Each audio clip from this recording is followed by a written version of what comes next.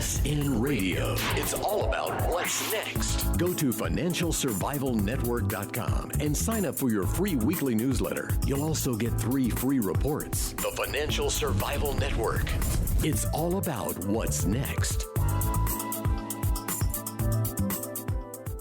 Welcome. You are listening to the Financial Survival Network. I'm Kerry Lutz, and happy Halloween. It's October 31st, and, well, a lot of people in the nation's capital are putting on their best faces, or masks, if you will. I don't know that they're going out trick-or-treating. Usually they do that after the election when they get the trick and we get the treat in the form of higher debt. Well, John Rubino, you're with us as always, and man, do we have a lot to discuss today. Good morning.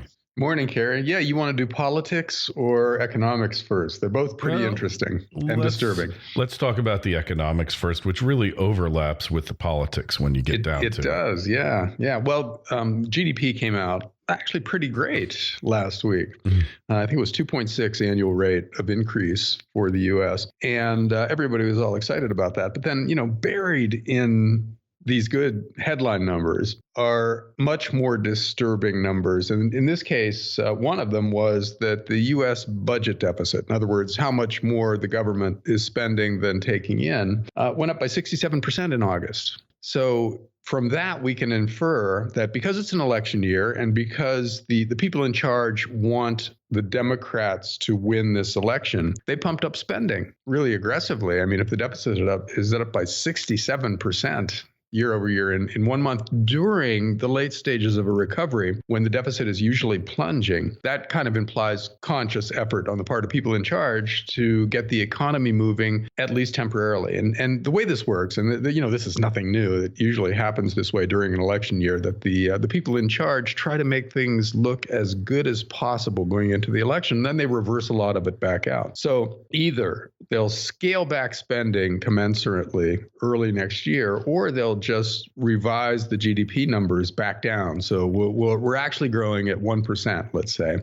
but they're fooling us into thinking that we're growing faster right now to make people think that the economy is being well run. That, as I said, this is kind of standard procedure in elections, so we shouldn't be surprised by it, but we also shouldn't be fooled by it.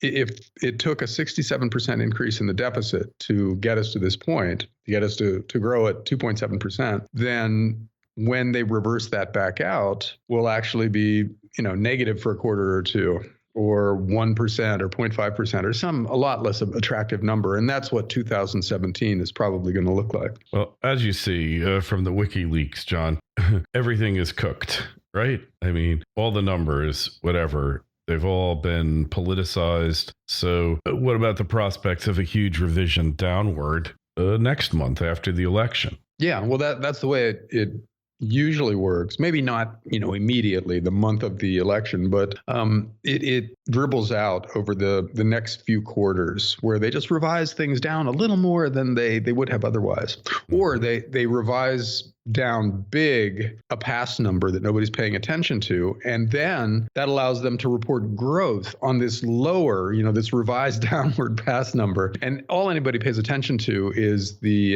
headline number. So if you revise the past number down dramatically and then report a little bit of growth on that, people see the little bit of growth and think we're still growing, but actually we're down if you include the revision. And it's like a store raising prices dramatically and then cutting them somewhat and calling it a sale, the same concept. People are only paying attention to the one number, and if you manipulate that one number, then you get the result that you want. So yeah, and WikiLeaks is doing us all quite a service, I think, by peeling back the veil a bit and showing how much of life is manipulated by, in this case, the target is the Clinton campaign. And we're seeing that the Democratic National Committee works with CNN behind the scenes to get poll numbers that are favorable for the Clintons. And the Clinton Foundation actually uses a lot of screens to prevent people from seeing how Hillary, helping them as Secretary of State, leads a donor to give money to the Clinton Foundation and so on. These things are they're borderline illegal, but they're definitely corrupt. The moral issue is bigger than the legal issue here. So it really kind of taints a lot of what these guys are doing. And it makes it hard to think of them as good people. And that's Hillary Clinton's problem now. It's not that necessarily, although her email activity would be definitely illegal if you or I did it. And there are people in prison right now for doing that. So we can't say that it's not just a moral issue. It is a legal issue. But the moral issue, kind of across the board with these guys, is the bigger part of the perceptual problem that they've got. This drumbeat of low-level corruption that we keep finding out about them makes us think that they're not good people, and wonder what else it is they're doing that we don't know about yet. So, it's for Hillary Clinton, she must feel like she's had it in her hands, the presidency so many times. And then it just keeps getting snatched away, Trump had blown it in the past couple of weeks. So it appeared. Yeah. So it appeared. Clinton was pulling away. She had double-digit leads in a lot of polls, and people had just turned away from Trump because, he said one too many stupid, arrogant, sexist, misogynist, crazy things. And it looked like most people, at least outside of his core constituency, were giving up on him. Mm-hmm. But now Clinton has come back and upped the ante with all these WikiLeaks emails and now the FBI investigation, which has revved up again because they found some new emails on, of all places, Anthony Weiner's laptop. And then Huma Abedin, his estranged wife, doesn't know how they got on the computer. 650,000. Tens of thousands of emails. 650,000 is the latest count. So I don't know about you, but I don't think I've sent or received that many in my lifetime. But I guess, she's a bit more adept at banging out those emails. I don't know. I can't do them. You do have to wonder what she does all day. If she sends out 50,000 emails, what kind of time is left over for anything else? But that's maybe a separate thing. I'm sure somebody's going to do some kind of time and motion study on that. If an email takes 30 seconds, how long does it take to do 50,000 emails? And it's going to be a lot of time, But the point is that now everybody thinks, well, if the FBI is investigating it, there must be something there. There must be a smoking gun. And the longer the FBI goes without detailing what's there, and that's so many emails that it's probably pretty hard for them to come up with any kind of definitive answer this soon, that this is going to hang over Hillary's head through the next week and into the election. So it's going to hurt her all the way through. And they know it. They had it in their hands. They were forgetting about Trump and starting to campaign for the down ticket candidates. They were they were like sizing up the curtains for the Oval Office. Oh, yeah. And they were counting on taking the Senate back, which is a really big deal for an incoming president to have at least one house of Congress, so it's not complete gridlock all the time. And now that's not certain anymore. The polls are tightening up. It's 1 or 2%. And as Zero Hedge is noting a lot lately, the polls that we're seeing are manipulated by the pollsters by choosing to overweight one group or another in their sampling to get the result they want. In other words, if they want something that's favorable for Clinton, then they just increase the proportion of Democrat constituencies in the polling that they do. In other words, if the population is 15% Hispanic, they make it 20% or 30% in the polling that they do. And then that way they get a favorable result for Clinton. And it seems like that's kind of standard procedure. There are emails coming out now where the DNC, the Democratic National Committee, is working with pollsters to get these kinds of results, So that's not illegal either, but it's creepy. And there's so much stuff like that out there. Propaganda. It's propaganda. It's morally wrong and it's deeply disturbing, but you can't put somebody in jail for that. And that's the kind of stuff that mostly comes out about the Clintons where, they shouldn't have done that, but I don't know if it rises to the level of criminal prosecution. But there's 20 things like that out there about these guys. That seems to be how they live their lives. They figure out where the line is and then they step over it just a little bit, just enough to get some extra money in. And nobody is going to prosecute prosecute them for most of this stuff, but it does turn a lot of people off. Because there's so much of it. And so that's her problem. Mm-hmm. It's the general perception that she and Bill are kind of sort of crooked. And so this election looks like it's going to be really close. And that disturbed the markets. When the news of the FBI investigation came out, stocks tanked and gold spiked. Mm-hmm. Which tells you what Wall Street thinks of this election. They like Hillary Clinton. She's one of them. And they either are terrified of Trump or just don't understand him, and that makes them nervous. So the money guys tend to lighten up on their long positions when Clinton's election becomes less and less certain. So that's what we've seen since then. The markets are unsettled, and it looks like they're going to stay unsettled until the election happens. Mm-hmm. Well, my take on it's slightly different. I think that the Clintons, because of all these WikiLeaks, because of Project Veritas, which exposed stuff that's definitely illegal, although tying it to the Clintons' election efforts isn't. That's quite, right. I forgot about that Project Veritas stuff, where the Democrats were sending people to Trump rallies to stir up violence. Yeah, violence. That's I don't un-American. Think that's illegal, but damn, it should be illegal. That's illegal. A violent crime. Inciting a riot is illegal, John. That's definitely illegal. There's no question. Going there for the express purpose of provoking violence, that's like crying fire in a full theater, I mean, interesting. It's definitely illegal. There's not a question about it. But whether it'll be prosecuted with this Justice Department, I would not count on it. But that was pretty damning. And then the guy was bragging about the illegality that, hey, we've been busing people into Iowa for 60 years, 50 years already. I mean, to stack elections. I think that's more for the primary, John, than for the actual general election. But it makes you wonder, how corrupt are these elections here? Well, the fact that they may have stolen the primary from Bernie Sanders. Oh, they did, yeah. And that's a big deal too, because that means there are Democrat voters out there who are hurt by this. It's not just the Republicans who are sitting over there kind of fuming in the corner because the Democrats are messing with them. The Democrats are messing with the less desirable Democrat voters too, and evidently, and so that means that a lot of people might just stay home. Your turnout is the key in every big election. And if Bernie Sanders voters are so mad at Hillary Clinton that they're considering not voting for her, that's a really big deal too. Yeah, that's a big deal. And I think the way that the Bernie Sanders voters were treated during the convention wasn't really that well covered, but they were really abused by the party. They were suppressed. Their protests were suppressed. And the media made the Democratic National Convention out to be a great victory for the Democrats. It was a failure. I mean, if you remember, John, that morning of the first leaks occurred. I don't remember now. There's been so many leaks, John. I can't remember who leaked it.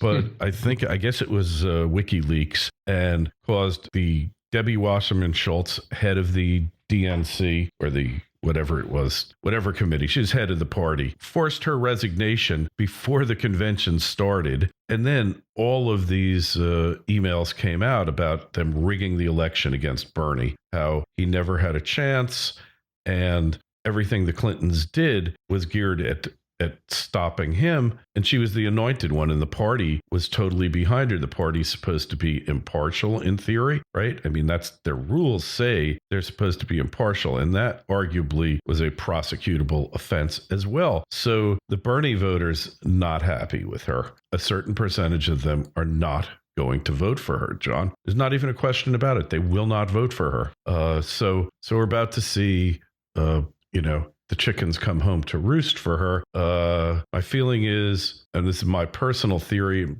doing a newsletter on it. I haven't decided whether I got the article written, but maybe it's a little too out there. I believe that her sponsors, the global elite, have just, with the WikiLeaks, with Veritas, all that, have just had enough of them. The greed, the theft. I mean, it's always been, out there.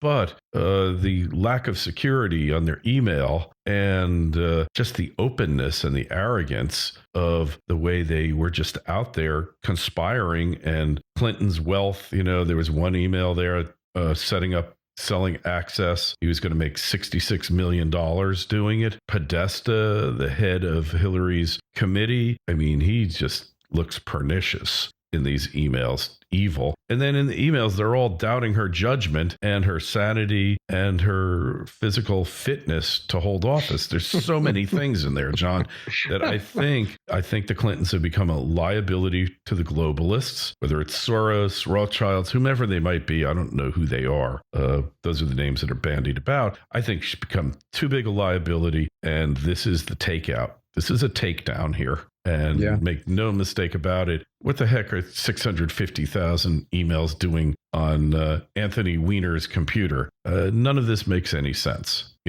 None of it. Yeah. Well, a few things about that. First, it's probable that the stuff she's done isn't the important thing for her backers, but the fact that she got caught is the big deal. Yeah. And exactly. First of all, because it's inconvenient. And second of all, because like you said, it kind of calls their intelligence and their judgment into question, because, putting stuff in email form and sending it out into the world is something that you could be forgiven for doing 10 years ago. But now, with all the hacks that have happened in the past few years, what kind of an idiot writes something that admits to illegality in an email? Yeah. It's eventually going to be hacked. That's just, that's a sign of really bad judgment, besides the low-level corruption that we're talking about. It just, it means that you don't completely understand what you're doing, which is not a reassuring kind of mindset for the people that you're going to put in charge of foreign affairs and the nuclear arsenal and everything. And so it's easy to understand why the people who back the Clintons and who are technologically savvy are wondering about these guys now. Mm-hmm. Yeah. Just the idea they're sharing the debate questions, getting them in advance. All these things are just corruption, I think, is really the number one issue in this election now. Certainly among the people voting for Trump, it is. Let's say Clinton wins this time around, which is still probably statistically likely. It's possible. Yeah. Okay. But all of this stuff isn't going to go away, which kind of guarantees that Trump light will win next time around. The Republicans now have this market niche that they've identified, which is somebody who's willing, going to run on term limits and breaking up the big banks and getting rid of these free trade agreements and stuff like that. That's the part of Trump's campaign that people are responding to. So they're going to run somebody who is, not a sexual predator and doesn't antagonize every single minority group in the world, but who's also in favor of these platform planks that resonate in Ohio and Pennsylvania and Arizona, and they'll probably win. That's a winning strategy now that Trump has defined, and they just have to find the right guy to do it. And there's going to be no shortage of candidates lining up who are willing to run on that kind of a platform, but who don't have all the baggage. So that's a winning strategy for the Republicans, or maybe the Libertarians next time around. Who knows? Because we don't know what's going to come out about the Republicans in the next 4 years. No doubt they've got a lot of really damning emails out there too. So it could be that both major parties are just burned to the ground by WikiLeaks and Edward Snowden and their successors over the next few years, and that somebody else arises from the ashes, which would be a lot of fun to watch. Yeah, well, we can only hope. Those parties have done more harm to the country than you can imagine. And I've always advocated for making political parties illegal. I don't care what the party is, make it illegal, because the founding fathers never anticipated the rise of political parties. No sooner was the ink almost dry on the Constitution, we had parties. I think they would have written the Constitution differently had they known political parties were going to emerge and become and their primacy for the next almost 200 years. Anyway, John, we got to go. So find John's work over at dollarcollapse.com. New podcast out for John this week. And hey, we've got a link on the financialsurvivalnetwork.com. That's financialsurvivalnetwork.com. Take a look. And John, we'll talk to you next week. Thanks, Kerry. Talk to you then.